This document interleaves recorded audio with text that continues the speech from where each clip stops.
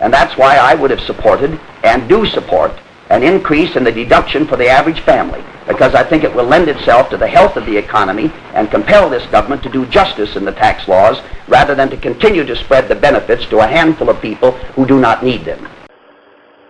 So they called this the strong mayor, but the strong mayor, they already had an authoritarian fascist to run shit before, so it wasn't the lack of authoritarian fascism. They had all the authoritarian fascism that they needed in Pueblo City. What they didn't have is a good or great or smart or intelligent mayor. What they didn't have was a just and wise and decent, a peaceful, loving, caring, strong and firm but compassionate kind of mayor, a populist, a progressive populist, a wise, just, good, great, fair, decent, not even decent, just strong, just a goddamn fascist boot in the fucking face of the Pueblo people. That's what the strong mayor people were all about, a fucking fascist boot in the middle of the face of Pueblo City forever and ever. The 4 proclamations of the great badass people's mayor of Pueblo City should be this. 1, all the sexist language in the 1954 charter plus the 2017 amendments are hereby stripped and banned. No more sexist language. Men can be clerks and women can be the mayor. So the mayor's election shall forever be held with the indelible instant runoff voting. Again, they fucked you over, Pueblo City. They shat in the faces of every single person. They say, you want a democracy? You want a fair democracy that actually works for this city? How about this, Pueblo City? Fuck you. Not only are you going to get a shitty fucking democracy, you're going to keep your goddamn homeless, you're going to keep your fucking poverty, you're going to sit there and keep birthing out a bunch of kids, send them to school so you can get the state money and help those administrators get paid, but the kids aren't getting better, the families aren't getting better, they'll resort to selling drugs and criminality in no time. You're not only creating a bunch of ignorant-ass people with the public education system, you're creating goddamn savages. Savages who only know how to obey. They can't think for themselves. They need someone over their goddamn shoulder to tell them what to do. Or promoting, like you said, $1 million a year. Well, yeah, and again, I think there's a responsibility from the private sector. I think that kind of partnership is good, but better paying jobs, yeah. You know, bring more industries in here so that people are being paid better. I mean, that's what I think you do, is you have higher wages for people that are working so that they're able to put more money in their pocket. And, you know, it's obviously not just a Pueblo problem. Pueblo is a big problem, but it's a nationwide problem where you have this income inequality. The strong mayor only makes the mayor a popularly elected position, not the police chief or the fire chief or the chief clerk or all the other heads of the 50 departments. They got 50 departments, and none of them actually work for the working class people. Police chief, fire chief, chief clerk. So these folks can be elected. In the county of Pueblo, the sheriff is elected, and the clerk, they're all elected in the county. They have a ton of elected positions in the county, but for the city, all you got is just a couple city council folks and a mayor. So you could have actually made all these positions democratically elected.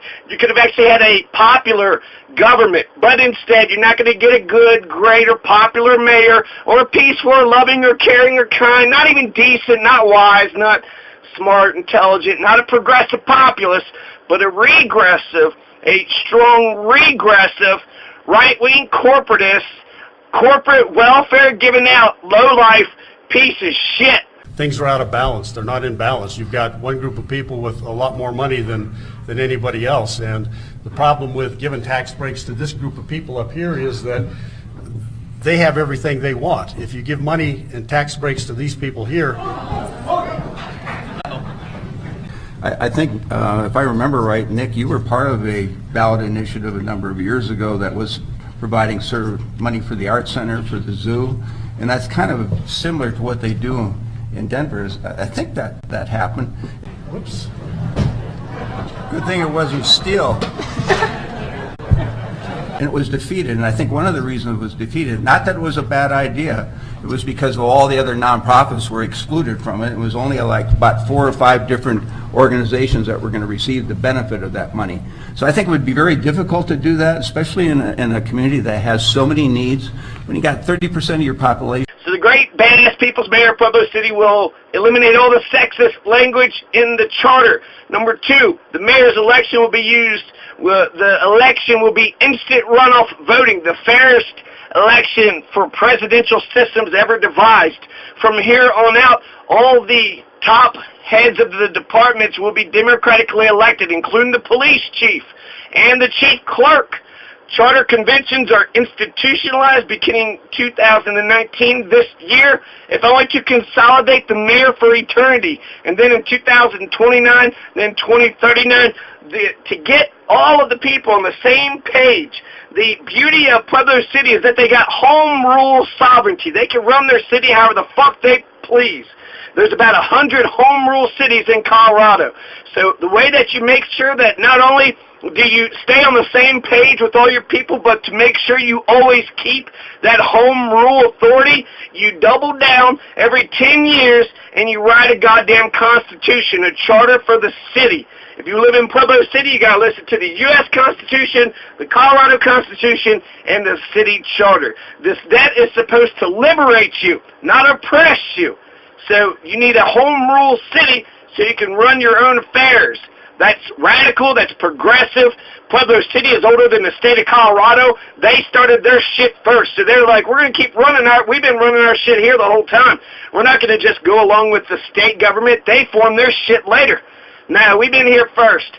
So we're going to keep on running the way that we've been running things around here for, as long as the fuck as we feel like it. Again, going back to the treaty, Guadalupe, Hidalgo, in terms of all the justification for us to be called Gateway to the Southwest, we want to make sure that when people come to our city, that they understand that this is different. They're in Colorado, but they're not in ski country, they're not in mountain climbing country. They are in southern Colorado, which the heritage and what's so diverse, that's what's so great about. So that's what a popular, badass fucking mayor would do. They would eliminate the sexist language in the charter. They would make sure that instant runoff voting is hereby authorized forever and ever. They would make sure that the police chief, fire chief, the chief clerk, the information technology department, the treasury, every single head of all the departments are democratically elected, and then they would institutionalize the charter convention. Every 10 years, you're going to have a charter convention. Every 10 years. Every 10 goddamn years, you're going to have a charter fucking convention, Pueblo City. You're going to have a charter convention this year, and then in 10 years, you're going to have another one, and then in 10 years later, you're going to have another one.